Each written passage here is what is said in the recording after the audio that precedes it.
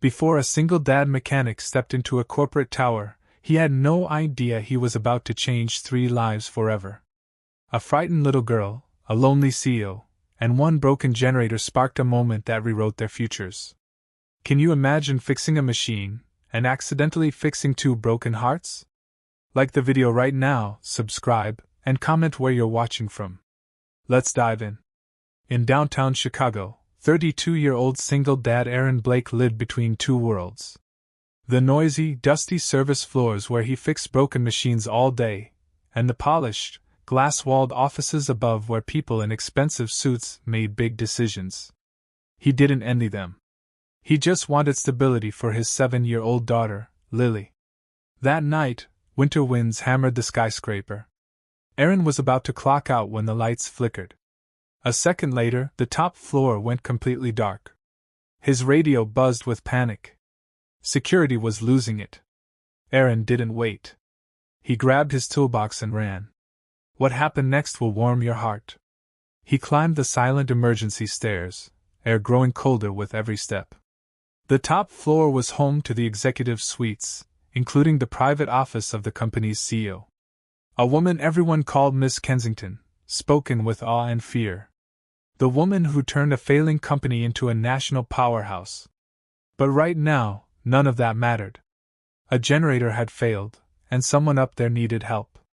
Aaron burst through the door.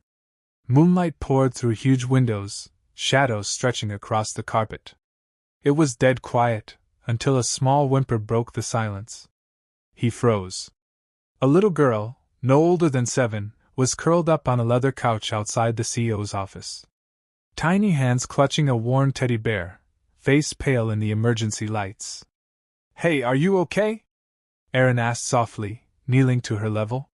She sniffled, nodded, but fear filled her eyes. "Mom's in a meeting. The power went out," she whispered. "I don't like the dark." That whisper hit Aaron like a punch. He knew that fear too well. "You're safe. I'm here to fix it," he said gently, giving her the same smile he gave Lily during nightmares. He opened the maintenance panel, flashlight cutting through the dark. The smell of burnt wiring told him everything. While he worked, the girls shuffled closer. "What's your name?" he asked. "Emma," she whispered. "Emma Kensington." Aaron stopped cold. Kensington. The CEO's daughter. Suddenly it all made sense. The most powerful woman in the building had left her little girl alone in the dark. And now she was trusting him. "Well, Emma," he said warmly. "I'm Aaron, and I promise the lights are coming back soon." Emma watched him work, eyes wide. Tools clicked softly. Metal parts clinked like a quiet song.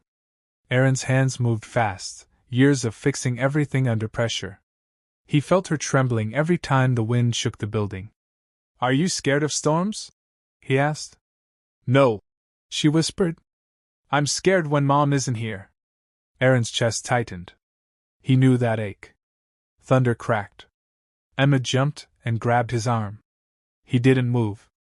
Just shifted closer, shielding her. "It's okay," he murmured.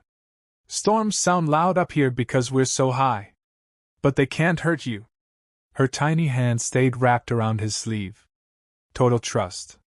"Do you fix everything?" she asked. "Not everything," he said quietly. "But I try." Just then, footsteps. The meeting was over. The CEO stepped out, tall, poised, navy suit perfect, eyes sharp as glass. The second she saw Emma clinging to Aaron, her powerful mask cracked. Pure motherly fear. "Emma," she breathed, running to her. The girl flew into her arms. "Mom, I was scared." The CEO held her tight, then looked at Aaron. Gratitude flashed across her face. "You're the mechanic?"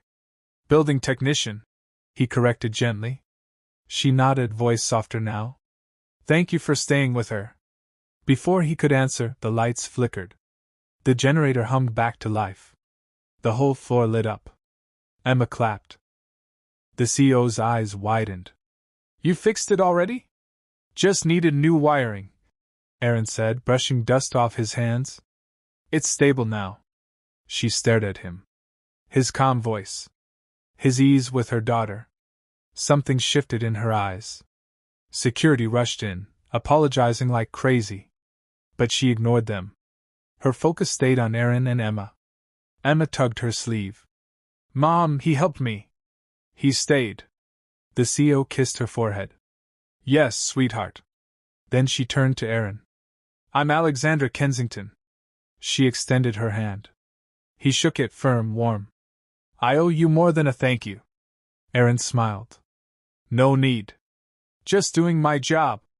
But she shook her head. "You were here when she needed someone. That matters." As he packed his tools, Emma touched his arm. "Will you come back?"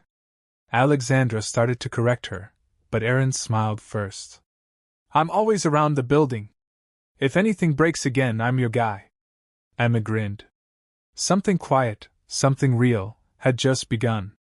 And the best part? A little girl was about to play matchmaker in the sweetest way possible. Weeks later, after shared dinners, laughter, and late-night talks on the balcony overlooking Chicago lights, Emma leaned close to Aaron one night and whispered, "She's my mom. Please marry her." Aaron froze, cheeks red, but knelt down with a gentle smile. "That's a big idea," he said softly. "Maybe we start with dinner first?" Alexandra laughed, embarrassed, warm, completely undone. And in that moment, 3 lives clicked into place. A single dad, a lonely CO, and one brave little girl finally found the family they didn't know they were missing. Because sometimes, all it takes is one person who shows up in the dark to bring the light back forever.